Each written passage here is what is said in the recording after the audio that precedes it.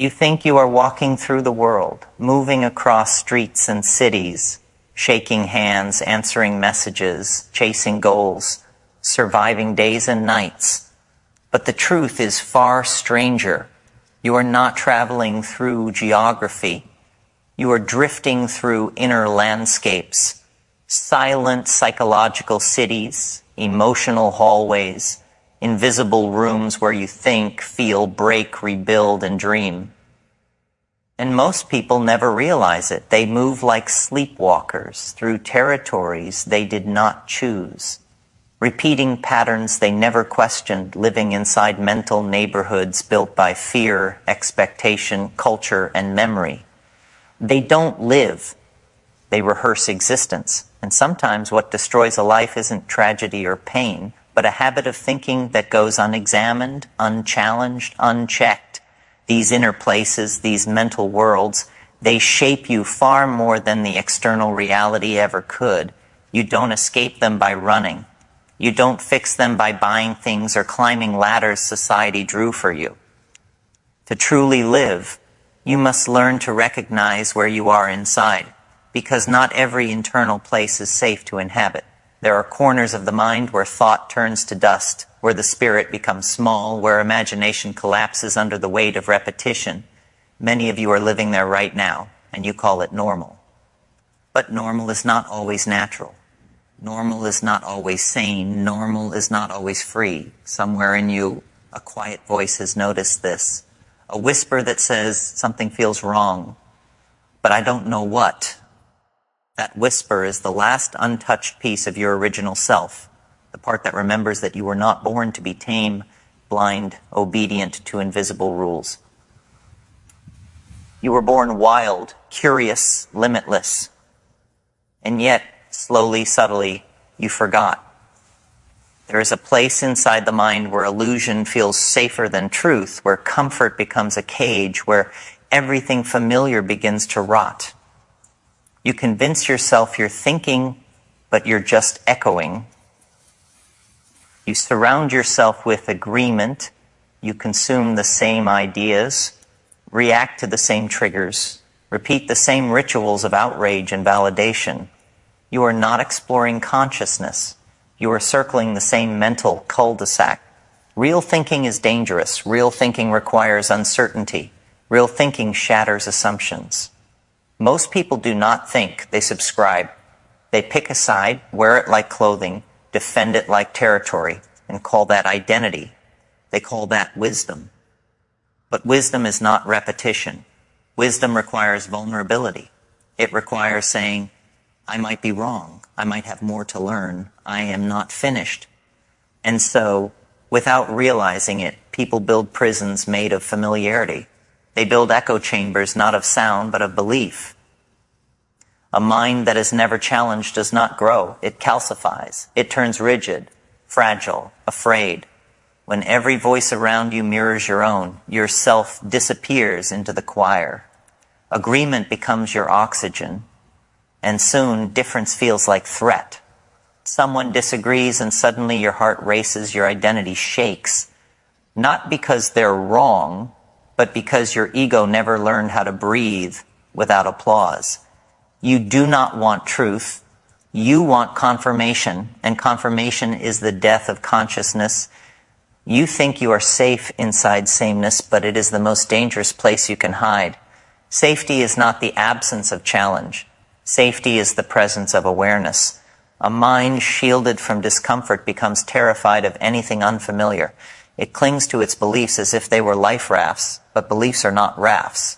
They are weights if you never learn to let go. The moment you defend a belief more than you examine it, it becomes your master. And many are enslaved, not by governments or systems, but by their own certainty. Look around you, not with eyes, but with awareness. Notice how many people cannot stand silence. Notice how many cannot tolerate being alone with their own thoughts. Notice how they need noise, validation, comparison, distraction like oxygen. They fear stillness more than chaos. They fear inner truth more than outer disorder. Why? Because in silence, the mask slips. In silence, the self you abandoned tries to speak. In silence, the illusions tremble, but you, right now, you are here listening. Something in you is done with sleep.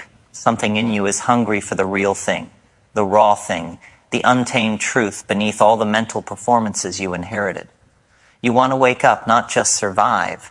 You want to remember the forgotten parts of yourself, the ones that existed before fear taught you to shrink, before comparison dissolved your joy, before society convinced you that being accepted was more important than being awake. And yet, the journey back to yourself is not soft. It is not gentle. It is not romantic. It is brutal because it demands that you dismantle illusions you once called your personality. It requires a rare courage, the courage to see yourself without filters. Most people are terrified of their own minds, so they drown them in noise, distraction, convenience, routine. They build a life around avoidance. They mistake stillness for laziness, silence for emptiness, solitude for lack. But solitude, when chosen consciously, is not emptiness. It is expansion. It is a doorway. It is the first breath after years of suffocation. There is also another trap, comparison. A poison that tastes like ambition but kills like self-rejection. You scroll, you observe, you compare timelines, faces, achievements, possessions, lifestyles. You measure your inner world against someone else's highlight reel. And every time you do, you abandon yourself a little more. You forget your story. You distort your purpose. You turn your life into a scoreboard. But life is not a competition. It is an experiment. And experiments fail. They evolve. They mutate. They surprise. They require patience, curiosity, wonder, not constant judgment. But this is the danger. When you compare, you stop creating. When you compare, you stop exploring. You stop listening to the subtle impulses of your own destiny and begin performing for an invisible audience, hoping for applause that never truly satisfies. Nothing ruins the soul faster than living to impress those who aren't even thinking about you. And yet, the cruel irony, the more you perform, the more invisible you feel. Because the applause is not for you. It is for the persona you constructed. And personas do not feel joy. They only hunger. They only survive by constant feeding. But authenticity? Authenticity breathes. Authenticity connects. Authenticity magnetizes. It is dangerous, yes, but real freedom is always dangerous. Somewhere inside you there is a faint memory, the memory of who you were before you began performing, before life taught you the choreography of conformity. That memory is not gone. It is waiting, buried under obligations, expectations, strategies for survival. To reach it, you will have to unlearn. You will have to disturb the piece of habits that no longer serve you. You will have to disappoint people who prefer the tame version of you. But what is the alternative? A lifetime of quiet desperation? A lifetime of almost living? A life where you fit in but never feel seen? No. There is something bigger calling you. Something ancient, something wild, something luminous. To follow it, you must leave the mental neighborhoods where most people live and never question. You must become a wanderer of consciousness, not a tenant of conditioning. And that journey does not begin with a map. It begins with a realization. You are lost, not because the world is confusing, but because you abandoned your inner compass. The mind is not a cage. It is a frontier, but only if you dare to explore it. An exploration begins the moment you stop pretending you're already awake.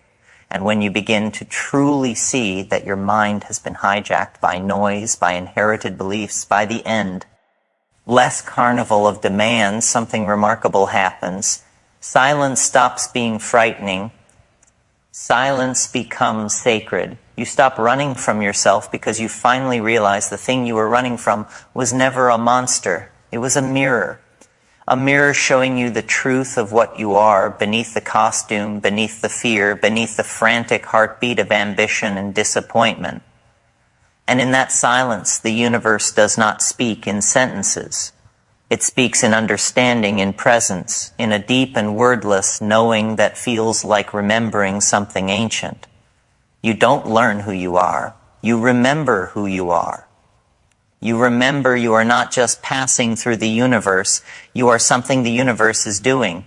You are a moment of cosmic curiosity dressed as a human life, and the moment this realization flickers inside you, even for a second, something shifts. You cannot go back to sleep. You cannot pretend that the little dramas of the world hold the same power anymore. You will still play the game, but you will never again mistake the mask for the face. You will laugh a little more often. You will not cling so desperately to every plan, every expectation, every identity, because you will see clearly you came here not to control life, but to experience it, to taste its sweetness and its sorrow, to dance with uncertainty, to grow inside the unknown. And suddenly every struggle becomes a sculptor shaping your inner form. Every heartbreak becomes a doorway. Every setback becomes a secret teacher. You stop asking, why is this happening to me? And begin whispering, what is this waking me up to? There is a strange kind of freedom in realizing the world owes you nothing. The universe is not obligated to shape itself according to your desires. And when you finally release that heavy expectation, you find something far more powerful than control. You find freedom. You stop begging life to be easy, and you begin becoming someone who does not fear difficulty, because you understand that pressure creates gemstones, and storms give birth to lightning, and friction sparks fire. You were not meant to be untouched by life. You were meant to be transformed by it, and transformation is never polite. It is not a gentle breeze. It is lightning cracking open the sky of your mind. It is the volcano erupting inside your certainty. It is the cosmic hand ripping the illusions from your eyes, saying, look, see, wake up. Sometimes awakening feels like losing everything, because in truth you are losing only what was never real. You lose your attachments, your illusions, your borrowed identities. And in that loss you discover the one thing that cannot be taken: awareness, presence. The unshakable witness inside you, the part of you that watches all things rise and fall without collapsing. This awareness is not fragile. It does not panic. It does not cling. It is the eternal stillness behind every thought, every emotion, every breath. When you realize this, life stops feeling like a battlefield and starts feeling like a pilgrimage, a sacred journey through uncertainty toward inner truth. And you understand that every person you meet, every mistake you make, every moment you endure is part of your awakening. People will think you have changed. But the truth is, you did not change. You removed what was false. You peeled away the armor of fear, the mask of ego, the layers of conditioning. You did not become something new. You stopped pretending to be something you never were. And this is why many fear awakening, because it requires you to face yourself without the anesthesia of distraction, without the comfort of illusion. Running, a strange phenomenon occurs. The world becomes softer, not because it changes, but because you do. You are no longer fighting life. You are flowing with it. You are no longer seeking validation. You are radiating authenticity. You are no longer desperate for meaning. You're creating meaning with every breath. You become a sculptor of reality, shaping your perception, shaping your inner landscape. And in this state, the universe stops feeling like a threat and becomes a companion, an invisible friend whispering guidance through coincidence, through intuition, through synchronicity. Life begins speaking to you in symbols, in moments that feel too aligned to be random. You begin to sense that you are held by something vast, something wise, something deeply loving. To most people, this will sound strange because they have been conditioned to trust only what can be measured, weighed, proven. But life is not a laboratory experiment. Consciousness cannot be dissected under a microscope. The most important truths in existence cannot be spoken. They can only be felt, and you will know when you are touching truth. because your heart will vibrate with recognition. Your skin will shiver, your breath will deepen, your mind will become still. Truth is not an argument. It is an experience, a sacred quietness that descends upon you like warm night air after a long day. And in that space, you are no longer trying to become anything. You are simply being, fully, completely, radiantly. But remember this, awakening does not mean escaping the world. It means returning to it with wiser eyes.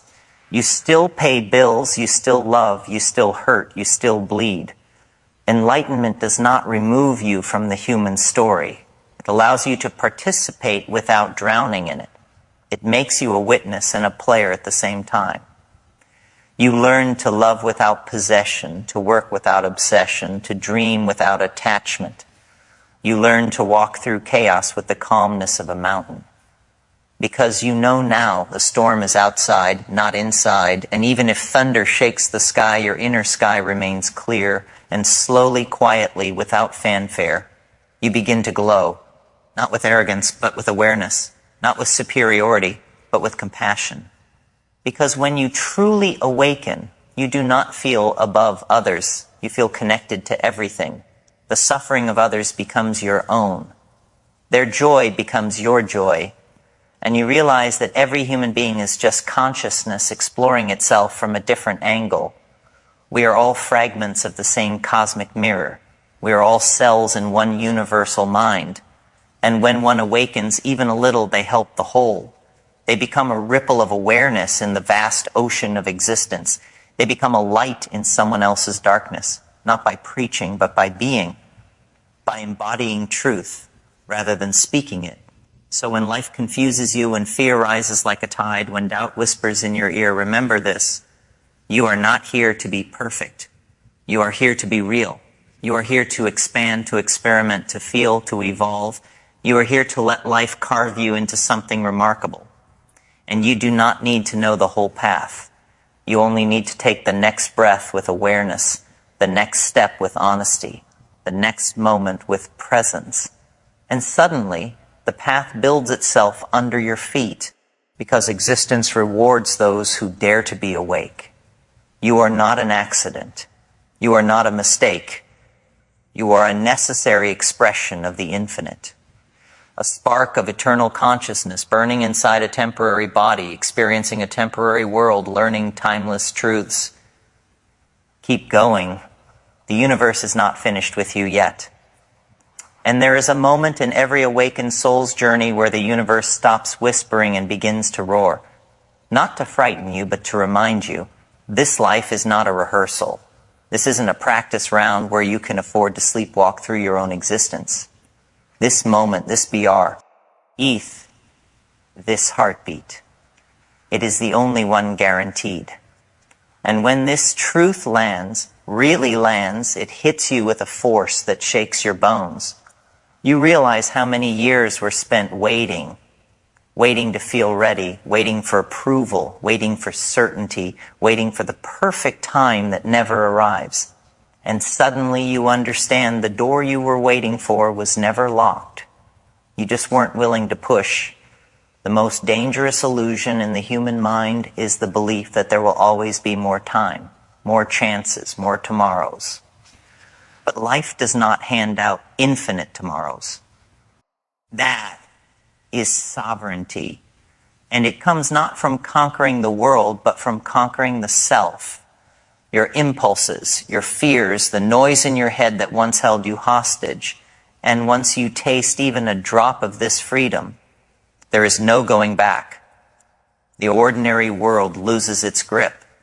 You see through its illusions, the manufactured fears, the artificial desires, the endless chase for things that do not feed the soul. You start asking deeper questions. Who am I when no one is watching? What truth inside me have I been avoiding? What dreams have I buried under the rubble of doubt? What greatness have I postponed in the name of safety? And one day, without warning, a voice inside you whispers, enough. Enough waiting, enough shrinking, enough running from your own becoming. and something ancient stirs in your chest like a forgotten lion waking from centuries of sleep. The world calls it ambition, but it is not ambition. It is remembrance, the soul remembering its power, the spirit remembering its mission, the consciousness remembering its infinite nature. You were never small, you were conditioned to believe you were. And belief is the master architect of reality. Do not fear your power. Fear the life you will face if you never use it. Every lifetime gives you two choices: to remain a character in someone else's script, or to rise as the author of your destiny. And authors do not wait for inspiration. They write into the unknown. They trust the unfolding. They follow the golden thread of intuition that pulls them forward even when logic cannot explain why. They understand that the path of the soul is not linear. It spirals. It descends before it ascends. It empties you before it fills you. It humbles you before it liberates you. So when you feel lost, good. Lost means you are shedding the map handed to you by others. Lost means you are stepping beyond imitation and into creation. Lost means your soul is rearranging itself for a higher frequency of existence. The seed must dissolve before it sprouts. The caterpillar must disappear into darkness before it flies. Your confusion is not failure. It is metamorphosis. Trust the unraveling. Trust the silence between chapters. Trust the part of you that refuses to settle, even when settling feels easier. Your restlessness is sacred. It is the compass of the universe guiding you toward the horizon of your own expansion. Do not numb it. Do not ignore it. Follow it like a flame in the dark. And one day you will look back and realize every challenge was not a barrier. It was an initiation. Every doubt was not the enemy. It was the doorway. Every fear was not a wall. It was a threshold asking, how badly do you want to meet your true self? Keep walking. The world has not yet seen who you can become. And there comes a point on this journey where merely walking forward is no longer enough. You feel something shift inside you, like the ground beneath your soul rearranging itself. You are no longer motivated by escape. You are motivated by creation. You don't move just to avoid pain anymore. You move because something luminous is pulling you. Your life stops being a reaction and becomes a declaration. A statement to existence itself: I am here and I intend to live awake. When that shift happens, you notice something beautiful and terrifying. There are no shortcuts to truth. No one can hand you enlightenment wrapped in a sentence. No external voice can substitute for the echo of your inner knowing. Every teaching, every philosophy, every sacred text, they are not maps, they are invitations. And eventually you realize the path is not given. It is built beneath your feet as you walk. Each choice carves it. Each moment of awareness lays a stone. And every time you choose consciousness over comfort, the path widens. You begin to understand why discomfort is sacred, why uncertainty is holy, why chaos is not the enemy, but the sculptor.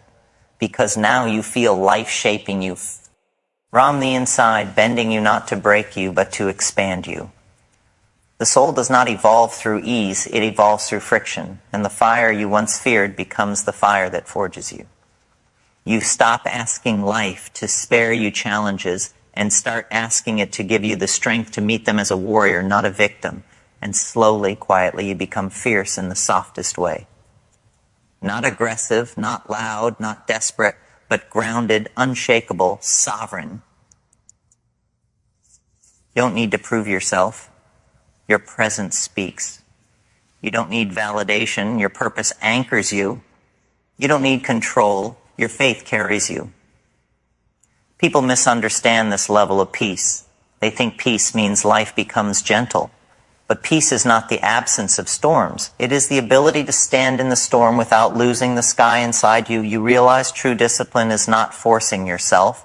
It is loving yourself enough to rise. True strength is not hardness. It is resilience wrapped in softness. True growth is not about becoming bigger. It is about becoming truer.